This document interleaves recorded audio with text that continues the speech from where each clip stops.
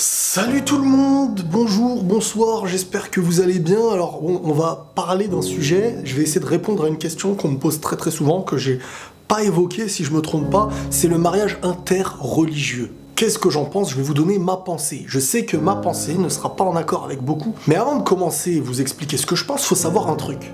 Le mariage interreligieux, à ne pas confondre avec métissage, etc. C'est différent. Le mariage interreligieux, c'est le mariage de toi, qui a une religion, avec quelqu'un d'autre qui a une autre religion. L'origine, on la prend pas en compte. C'est pas une question d'origine. Et même dans l'autre sens, un mariage avec une personne de la même religion que toi, ça n'a aucun sens. On ne parle pas d'être contre ou pour le métissage. Au contraire, quand tu te maries avec une personne de ta religion, ça peut être une personne blanche, noire, arabe, chinois, ou ce que tu veux, qui a la même religion que toi. Voilà, c'est le point à bien comprendre, parce que j'ai vraiment envie qu'on comprenne ma pensée et le message que je veux faire passer dans cette vidéo. Je pars d'un principe très simple. Pour beaucoup, dans un couple, l'objectif, c'est l'amour. Peu importe ce que pense la personne, peu importe les objectifs de la personne, tu l'aimes, elle t'aime, mariez-vous. Moi, c'est pas ma pensée. Pour moi, sur Terre, c'est peut-être une vision que certains vont considérer comme petite. On n'est pas sur Terre en mode « si je rate cette personne, je ne peux plus être amoureux, je ne peux plus aimer, je ne peux plus me marier. C'était elle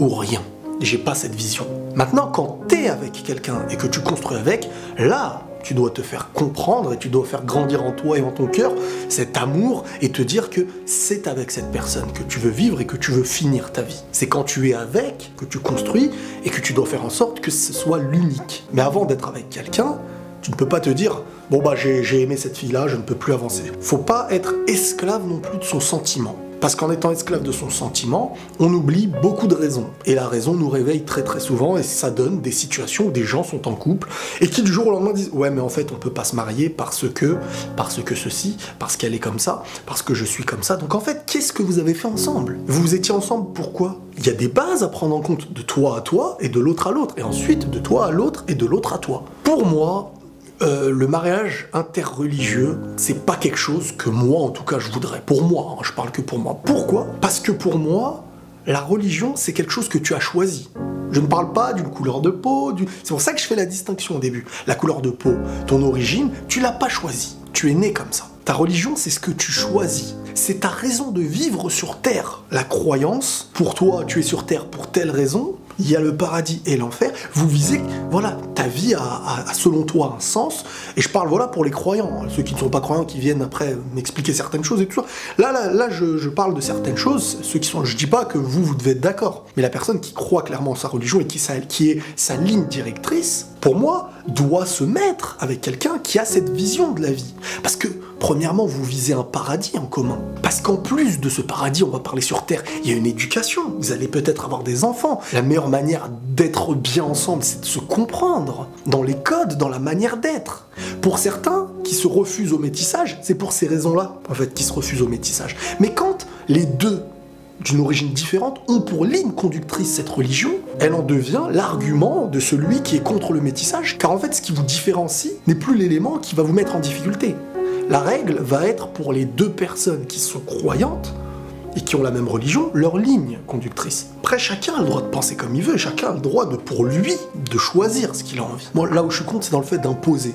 Non, pas de cette origine, pas de ce village, pas de ce truc, ça. Avant qu'on en devienne un pays, on en était peut-être un autre avant, et les choses ont évolué, donc on veut garder ce qui n'était pas là depuis le début. Pour moi, je suis pas spécialement d'accord avec ça. Après, chacun pense comme il veut. Mais pour moi, ce qui est important, c'est ce que tu as choisi d'être. Et ce que tu as choisi d'être, le wagon dans lequel tu avances sur Terre, il est très important qu'en face, tu avances avec une personne qui décide d'avoir la même vision et le même wagon que toi. Attention, là, je parle pas d'amour. Parce que, certes, il est vrai qu'une personne qui n'a pas ta religion, tu peux l'aimer tout autant que tu vas aimer une personne qui est ta religion. Mais là, c'est juste dans la passion. Mais en dehors de la passion, il y aura des failles, il y aura des choses qui vont pas coller. Et parfois, certains qui sont pas spécialement, on va dire, beaucoup dans leur religion, eh ben, ça va aller. Mais si les deux personnes de deux religions différentes sont vraiment bien ancrées de leur religion et sont pratiquants chacun de leur religion, pour moi, là, il y a un petit problème qui se pose. Attention aussi, être de la même religion, c'est avoir une vision en commun sur les grandes lignes. C'est pas sur les goûts, c'est pas sur les préférences, c'est pas sur énormément de choses. Hein. L'objectif n'est pas d'être avec quelqu'un qui est exactement comme toi. C'est d'être avec quelqu'un qui voit la vie comme toi. Quoi de plus beau pour quelqu'un qui croit au paradis, par exemple, d'envisager envisager de vivre sur Terre avec celle qui t'accompagnera et que tu accompagneras jusqu'au paradis. Comment une personne qui est clairement croyant, par exemple de l'après-vie, peut se mettre avec une personne en se disant « cette personne, moi, je vais la perdre un moment ». Et pareil, dans l'autre sens, hein, la personne qui ne croit pas en ta religion va se dire « bah, je vais le perdre à un moment donné ».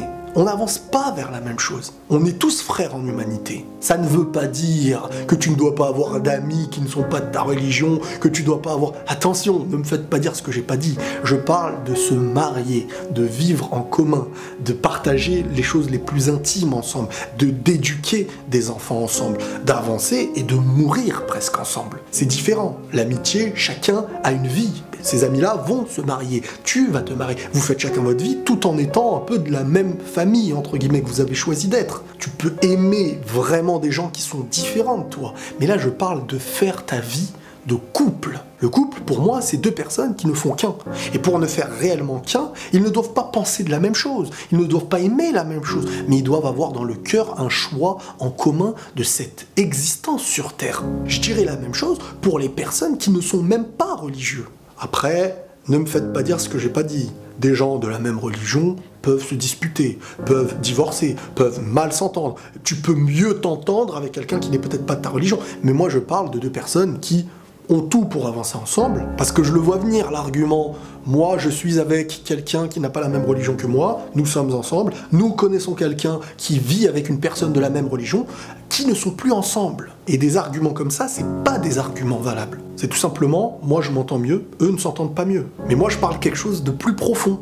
Je parle d'un choix de vie. Que la personne soit blanche, jaune, noire, ou ce que tu veux, ce qui compte pour moi, c'est ce que la personne a décidé d'accepter sur Terre, de choisir sur Terre. Pour elle, quelle est sa raison de vivre sur Terre? C'est sur ça que moi je prends en compte la chose. Pas de ce qu'elle n'a pas choisi d'être, des coutumes de ses parents, de sa couleur de peau, de la taille de ses cheveux. Enfin, voilà, vous m'avez compris. Et l'erreur de beaucoup, c'est de se baser sur l'apparence, sur la couleur de peau, parce qu'ils vont se dire la culture est à prendre en compte, même si c'est vrai que parfois c'est important la culture, mais qu'est-ce qui est plus grand à mes yeux que la culture? Qu'est-ce qui est plus grand que ce que le passé a fait de toi? C'est ce que toi-même tu as fait de toi aujourd'hui.